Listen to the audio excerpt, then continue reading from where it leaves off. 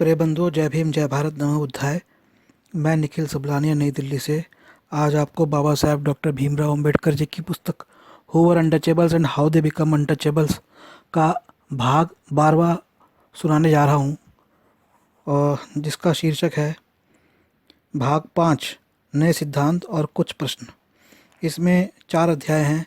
क्या हिंदू गौमांस कभी नहीं खाते थे? अध्याय 12, गैर ब्राह्मणों ने गौमांस खाना क्यों छोड़ा? अध्याय 13, ब्राह्मण शाकाहारी क्यों बने? अध्याय 14, गौमांसाहार से छितरे व्यक्ति अछूत कैसे बने? इसमें पहले बाबा साहब की एक कथन है, वह आपको पढ़ के सुनाता हूँ। वे धन्य हैं जो अनुभव करते हैं कि जिन लोगों में हमारा जन्म हुआ है, उनका उद्धार करना हमारा कर्तव्य है।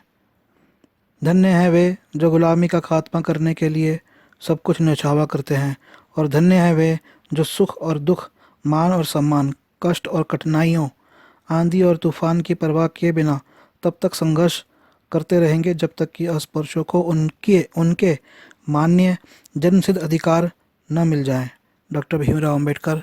तो मित्रों, बाबा साहेब हमारे जो भीम सैनिक हैं, जो मिशनरी लोग हैं, उनके धन्यवाद यहाँ इस कथन में करते हैं और कहते हैं कि वे लोग धन्य हैं, और जो लोग ऐसे कार्य कर रहे हैं, जो सुख दुख, मान सम्मान, कष्ट और कठिनाइयों, आंधी और तूफानों की परवाह किए बिना अपना सब कुछ न्यौछावर करते हैं गुलामी का खात्मा करने के लिए। तो मित्रों, ये संदेश आप अपने परिवार, समाज, मित्रों को दीजिए कि उन्हें भी बाबा साहेब के मिशन के लिए आगे आना है, और किसी चीज़ की परवाह ना करते हुए गुलामी की बेड़ियों को समाप्त करने के लिए मिशन को आगे बढ़ाना है। तो अध्याय 11 में बाबा साहब कहते हैं, क्या हिंदू गौमांस कभी नहीं खाते थे? इस प्रश्न के उत्तर में कि क्या हिंदुओं ने कभी गौमांस खाया है, प्रत्येक हिंदू, चाहे वह ब्राह्मण हो या अब्राह्मण, यही उत्तर देगा कि नहीं, कभी नहीं। इस तरह से उसका कहना ठीक है। दीर्घकाल से कभी हिंदू ने गौमांस नहीं खाया। यदि सवर्ण हिंदू के उत्तर का यही भावार्थ है तो हमारा इससे कोई विवाद नहीं है। लेकिन जब पढ़े लिखे ब्राह्मण यह कहते हैं कि हिंदू ने कभी गौमांस नहीं खाया, बल्कि वो गाय को सदा ही पवित्र मानते रहे हैं और सदा से ही गौ हत्या के विरोधी रहे हैं, यह स्वीकार करना कठिन है। इस मत के पक्ष में कौन से ब्राह्मण है कि इस मत के पक्ष में कौन से प्रमाण है कि हिंदुओं ने कभी गौमांस नहीं खाया और वे गौवध विरोधी थे? ऋग्वेद में 2 तरह के प्रमाण हैं जिन्हें आधार मानकर विश्वास किया जा सकता है। इस प्रकार के प्रमाण में गौ को अवध्य कहा है। अवध्य का अर्थ है मारने योग्य नहीं। इससे यह अर्थ लिया जाता है कि यह गौ हत्या निषेध आदेश है, और क्योंकि धर्म के मामले में वेद अंतिम प्रमाण है, इसलिए यह कहा जाता है कि गौमांस खाने की बात तो क्या आर्य गौ की हत्या ही नहीं कर सकते थे। दूसरे प्रकार के प्रमाणों में गौ को पवित्र कहा गया है। इन मंत्रों में गौ को रुद्रों की माता, वसुओं की पुत्री, आदित्यों की बहन और अमृत का केंद्र बिंदु कहा गया है। ऋग्वेद में एक और उल्लेख है जहाँ गौ को देवी कहा गया है। ब्राह्मण और सूत्र ग्रंथों के कुछ वाक्यों को भी आधार माना जाता है।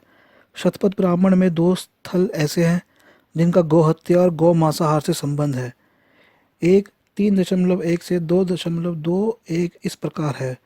वह अध्वर्यु तब उसे मंडप में प्रविष्ट कराता है। उसे गौ अथवा बैल का मांस नहीं खाना चाहिए, क्योंकि पृथ्वी पर जितनी चीज़ें हैं, निसंदेह गौ और बैल उन सब का आधार है। देवताओं ने कहा है, निश्चय ही गौ और बैल प्रत्येक वस्तु का आधार है। आओ हम दूसरी पशु योनियों की जो शक्ति है वह गौ और बैल को ही दे दें। चूँकि गौ और बैल सबसे अधिक खाते हैं, इसलिए यदि कोई किसी गौ या बैल का मांस खाता है तो वह सब कुछ खाता है, अर्थात वह सबके विनाश को पहुंचता है। इसलिए उसे गौ तथा बैल का मांस नहीं खाना चाहिए। मंत्र संख्या 1, 2, 3 तथा 6 में और स्थल है जहाँ नैतिक आधार पर पशु बलि का निषेध है। एक इसी प्रकार का कथन आप स्तंभ धर्मसूत्र के श्लोक 1, 5, 17, 29 में भी है, जहाँ गौ मांसाहार पर एक व्यापक प्रतिबंध लगाया गया है। हिंदुओं ने कभी गौमांस नहीं खाया, इस संबंध में यही कथन उपलब्ध है। हम इस साक्ष्य का क्या निष्कर्ष निकाल सकते हैं? जहाँ तक ऋग्वेद के साक्ष्य का संबंध है, हम उसे ठीक तौर पर न पढ़ने और ठीक तौर पर न समझने से ही इस परिणाम पर पहुंच सकते हैं। ऋग्वेद में गौ के लिए जो अवध्य विशेष आया है, उसका अर्थ यही है कि जो दूध देती है, इसलिए वह मारे जाने के अयोग्य है। हाँ, यह बात तो सत्य है कि ऋग्वेद के समय में गौ के लिए आदर था, किंतु गौ के लिए ऐसी आदर और पूजा की भावना की आशा आर्यों जैसी खेतीहर जाति से ही की जा सकती है। गौ का यह उपयोग आर्यों को उन्हें भोजन के लिए मारने से नहीं रोकता था। वास्तव में गौ पवित्र मानी जाने का कारण भी उसकी हत्या होती है।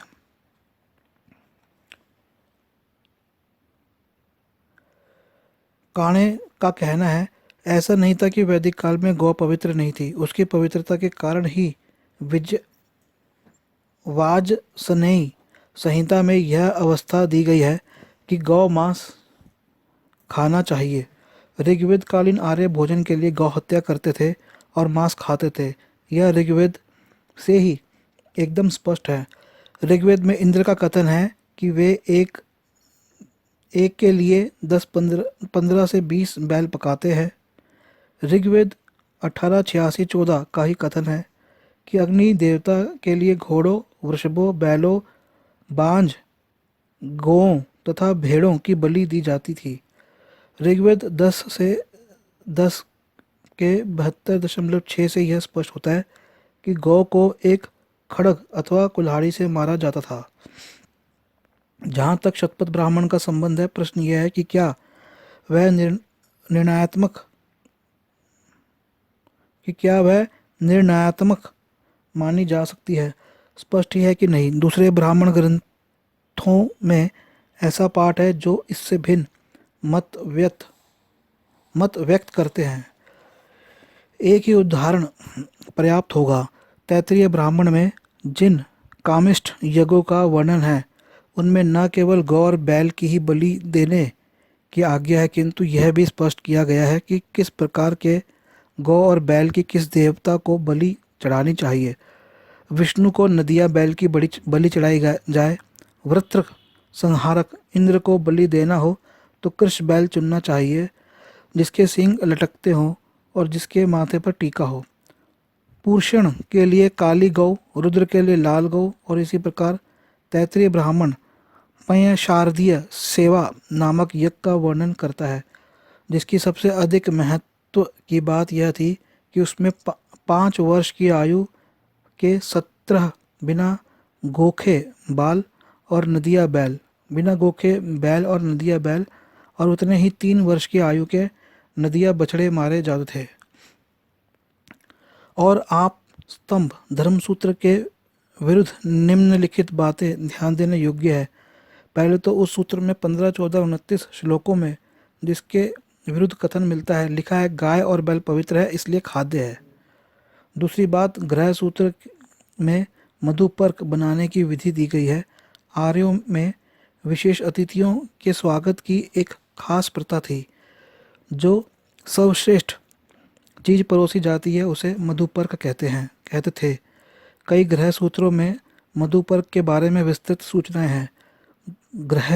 गृह सूत्रों के अनुसार 6 जनों को अधिकार है कि उन्हें मधुपर्क दिया जाए।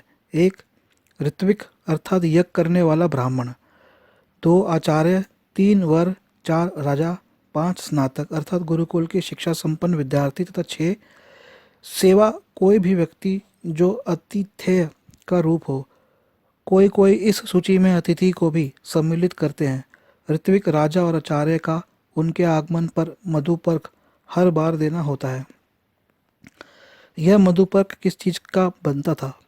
जिन चीज़ों से यह मधुपर्क बनता था उसके बारे में मतभेद है। आश्वल्यान गृहसूत्र और आपस्तंभ गृहसूत्र शहद और दही खिलाने की बात कहते हैं। पराशर गृहसूत्र के समान दूसरे सूत्र ग्रंथों के अनुसार मधुपर्क दही, शहद तथा मक्खन 3 चीज़ों के मिश्रण से बनना चाहिए। आपस्तंभ गृहसूत्र ने दूसरों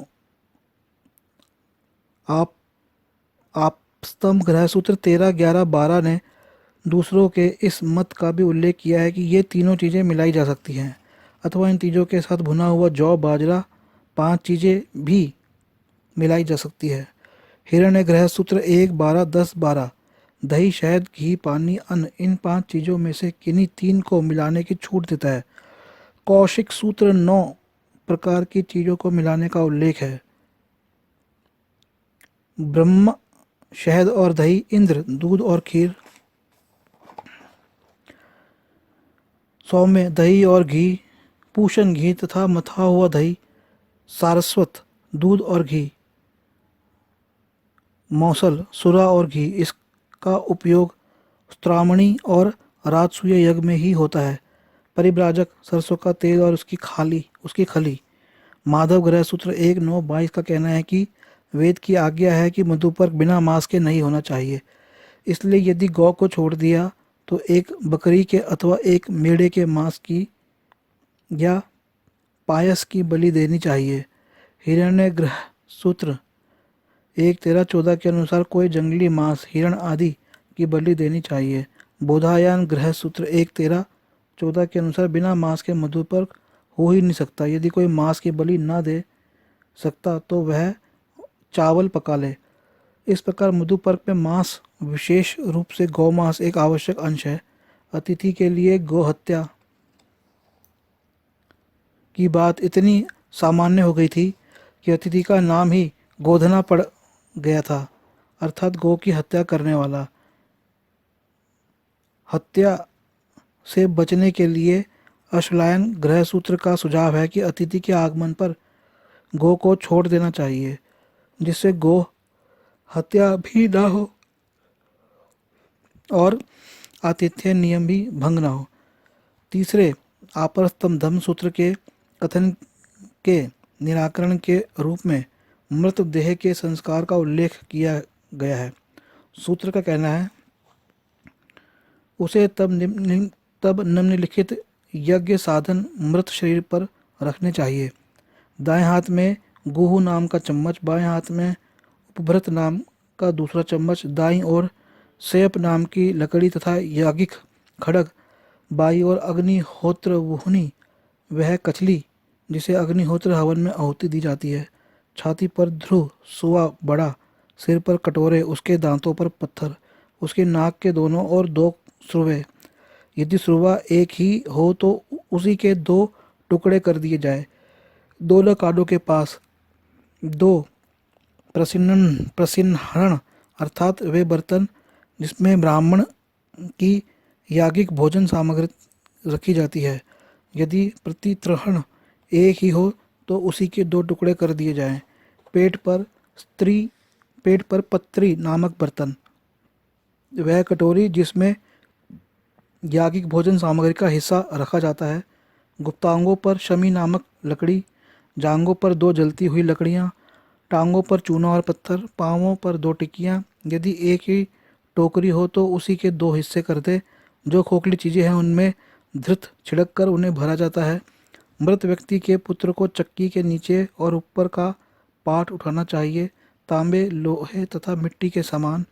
मादा पशु के पेट को ओझड़ी निकालकर ऋग्वेद का यह मंत्र कि उस बाजू पर जो तेरी आग से रक्षा करेगा और जो गौ से प्राप्त होता है, पढ़ते हुए उसके द्वारा मृत व्यक्ति का सिर और मुख धाप देना चाहिए।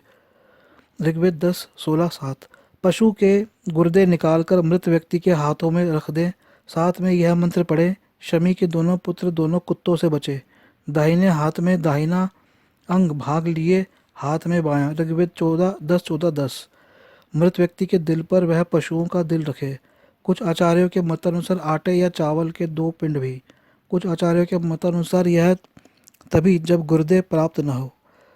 पशु के अंग अंग का बंटवारा करके और उनको मृत व्यक्ति के उन्हीं अंगों पर रखकर और उसे उसकी खाल से ढककर यह मंत्र पढ़ना चाहिए, हे अग्नि, जब प्रणीता जल आगे ले जाया गया है तो इस टोकरी को मत उलटना। ऋग्वेद 10, 16, 8। उसका बायां घुटना मोड़कर उसे दक्षिण अग्नि में अग्नि स्वाहा, कामाया स्वाहा, लुकाय स्वाहा अनुमति स्वाहा कहकर आहुति डालनी चाहिए। मृत व्यक्ति की छाती पर एक 5वीं आहुति की जानी चाहिए।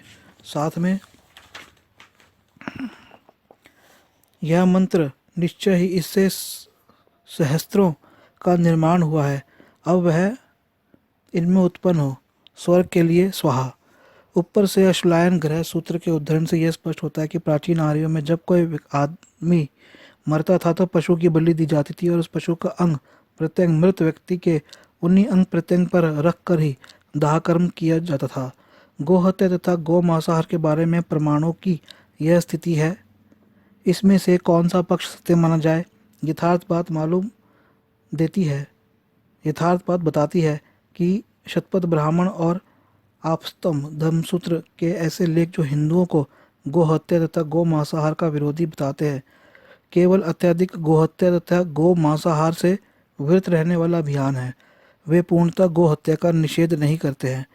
वास्तव में इन उपदेशों से यही सिद्ध होता है कि उस समय गौ मांसाहार बहुत ही प्रचलित हो गया था। इन प्रेरणाओं के बावजूद गौ हत्या तथा गौ मांसाहार जारी रहा। यह आदेश प्रायः व्यर्थ हो जाते थे। यह आर्यों के महान ऋषि याज्ञवल्क्य के आचरण से सिद्ध होता है। शतपथ ब्राह्मण से जो प्रथम अनुच्छेद ऊपर उद्धृत किया गया है वह वास्तव में याज्ञवल्क्य को ही संबोधित करके कहा गया है। याज्ञवल्क्य ने क्या उत्तर दिया? उस उपदेश को सुनकर याज्ञवल्क्य बोला, यदि वह कोमल है तो मैं उसे खाता हूँ। एक समय हिंदू गौ हत्या करते रहे हैं और गौ मांसाहार भी करते रहे हैं। यह बात बौद्ध सूत्रों में दिए गए यज्ञों के वर्णन से बहुत अच्छी तरह सिद्ध होती है। बौद्ध सूत्रों का समय वेदों और ब्राह्मण ग्रंथों के बहुत बाद का है, जिसके परिणाम में गायों और अन्य पशुओं का वध होता था। वह विकराल है। ब्राह्मणों ने धर्म की आड़ में जो हत्याकांड किया उसका हिसाब लगाना असंभव है। इस पाशविकता का अनुमान लगाना आकाश के तारे गिनने के समान है। फिर भी बौद्ध वाङ्मय से इसके संकेत अवश्य मिलते हैं। कूटदंत सूत्र में इसका उदाहरण है। जब बुद्ध कूटदंत नामक ब्राह्मण को पशु हत्या न करने का उपदेश देते हैं। बुद्ध अभिव्यंजना शैली में उनका कहना है, और आगे हे ब्राह्मण, उस यज्ञ में न बैल मारे जाएं, न अजा, न कुक्कुट, न मासल सुअर और न कोई अन्य प्राणी। मंडप खम्भ के लिए कोई वृक्ष नहीं काटा गया। यज्ञ मंडप के पास बिछाने के लिए कोई दूब घास भी नहीं छीली गई और न उसमें कार्यरत दास अथवा सेवक भी मार के भय से कार्य करते थे। न ही उस श्रमसाध कार्य के लिए उनके आंसू ढुलक रहे थे। दूसरी ओर कुरदंत बुद्ध धम्म और संघ की शरण में जाने का सौभाग्य प्राप्त करने हेतु बुद्ध के प्रति अपनी कृतज्ञता प्रकट करते हुए इस प्रकार के यज्ञों में जो भयानक पशु बलि दी जाती है उसका कुछ वर्णन करता है। हे बौद्ध धर्म की शरण में आता हूँ। मैं बौद्ध धर्म की शरण में आता हूँ। बनते आज से यावत जीवन मुझे त्रिशरण प्राप्त उपासक जाने। हे गौतम, मैं स्वयं स्वेच्छा से 700 वृषभ, 700 तरुण बैल, 700 बछड़े, 700 अजा और 700 भेड़ों को मुक्त करता हूँ। वे चारागाह में विचरते शीतल जल और ब्यार से आनंदित हो। संयुक्त निकाय में कौशल नरेश प्रसन्नजीत द्वारा किए गए एक यज्ञ का वर्णन है। लिखा है कि 500 वृषभ और 500 बछड़े और बहुत से तृण बैल अजा और भेड़ यज्ञ में बलि देने के लिए यूपस्तंभ तक ले जाए गए। ऐसे साक्ष्य रहने पर किसी को भी उस बारे में संदेह नहीं हो सकता कि एक समय था जब हिंदू, चाहे ब्राह्मण हो चाहे अब्राह्मण, न केवल मांसाहारी थे अपितु गौ मांस भक्षक भी थे। इसके बाद अगला हम भाग 13 में सुनेंगे, गैर ब्राह्मणों ने गौ मांस खाना क्यों छोड़ा। जय भीम, जय भारत, नमो बुद्धाय।